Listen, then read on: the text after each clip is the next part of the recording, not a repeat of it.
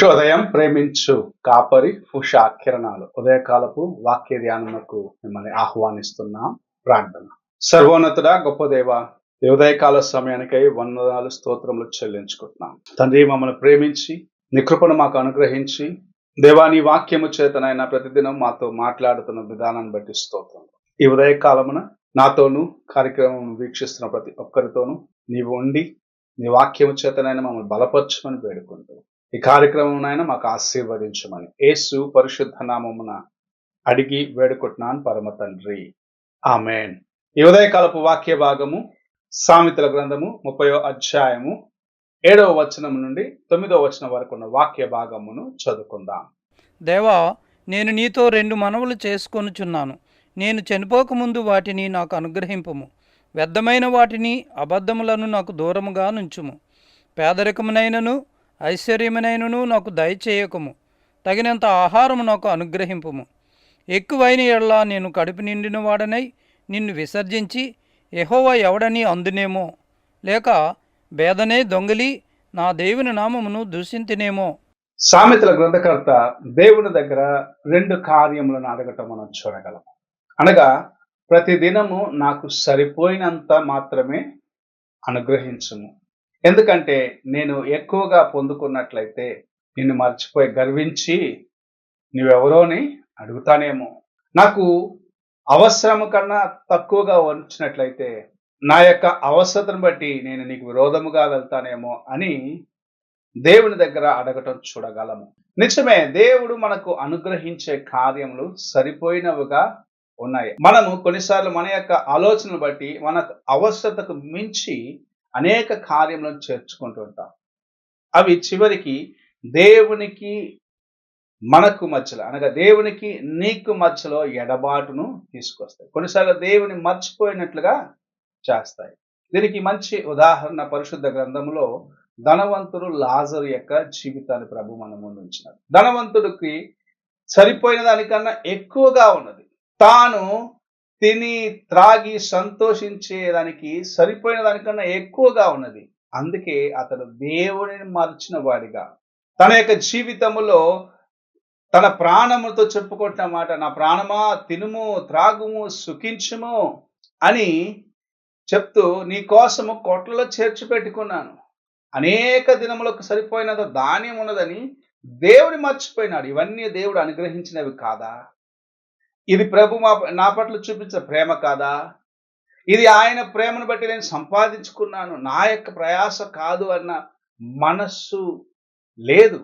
దానికి మారుగా అనేక జీవితంలో నేను చేర్చి పెట్టుకున్నాను, నా ధనము అన్న ఒక గర్వము అతనిలో రావటం చూడగలను.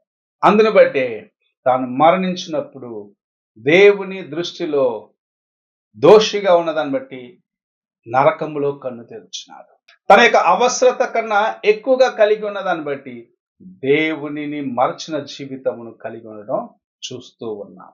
ఈ ఉదయకాలమున నీవు నేను అలాంటి పరిస్థితికి వెళ్ళరాదని ప్రభు మనల్ని ప్రేమించి ఈ మాటలను మన ముందు ఉంచి ఉన్నాడు. నీకెంత అవసరమై ఉన్నదో ప్రభు తగిన సమయమున సమస్తమును అనుగ్రహించేవాడు అని గ్రహించి నీవు ఆయన యందు పరిపూర్ణమైన విశ్వాసము కలిగి ఉంటూ, ఆయన యందు నమ్మిక కలిగి ఉంటూ, ఆయన వైపు చూస్తూ ముందుకు వెళ్ళినట్లయితే, లాజరు జీవితంలో మనము చూసినట్లయితే తాను దీన స్థితిలో ఉన్నాడు, కురుపులతో ఉన్నాడు, కానీ ప్రతి దినము పోషించబడ్డాడు. దేవుని ఎదుట తన యొక్క హృదయం యథార్థముగా కాపాడుకున్నాడు. దేవునికి అంగీకారమైన జీవితాన్ని జీవించి ఆయన యొక్క రాజ్యములో వారసత్వాన్ని సంపాదించుకున్నాడు. అందుకే ఈ ఉదయకాలమున నీవు నేను ప్రభువా నాకు సరిపోయినదంతగా అనుగ్రహించుము, అనగా నాకు ఏమి అవసరమో నువ్వు ఎరుగుదువు, అవి తగిన సమయంలో నాకు అనుగ్రహించమని అడిగే మనస్సును కలిగి ఉండాలని ప్రభు నేర్పిస్తూ ఉన్నారు. నీవు అధికముగా కలిగి ఉన్న దేవుని మర్చిపోతావు. నీ అవసరత కన్నా కొరత నీకు వచ్చినట్లయితే దేవుని మరచి నీవు ఆయనకు దూరం అయ్యేదానికి అనేకమైన కార్యములు నీ ముందు రాగలవు.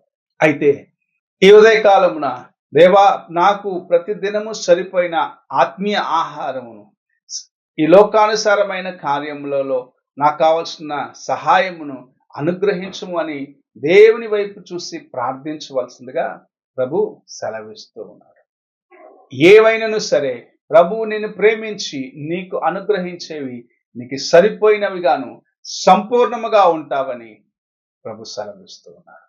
దేవుని మర్చిపోయే జీవితమునకు నీవు మార్గాన్ని తెరుచుకుని, అనగా దేవునికి దూరమయ్యే కార్యములు నీ జీవితంలోనికి రానివ్వకుండగా, గర్వము అహంభావము నీలో ప్రవేశించేదానికి కారణమైన వాటినన్నిటినీ దూరము చేసుకుని, నాకు సరిపోయినంతగా ప్రభు అనుగ్రహించి ఉన్నాడని ఆయనను స్తుతిస్తూ, ఆయనను గణపరుస్తూ, ఆయన వైపు చూసి ముందుకు వెళ్ళేదానికి ప్రయత్నించుము. దేవుని యొక్క కృపను పరిపూర్ణముగా సంపాదించుకొనుము. ప్రార్థన చేసుకుందాం. పరిశుద్ధుడైన యేసయ్య, ఈ ఉదయకాల సమయమున దేవా, మీరు మమ్మల్ని ప్రేమించి మాకు ఇచ్చిన ఈ హెచ్చరికను బట్టి వందనములు.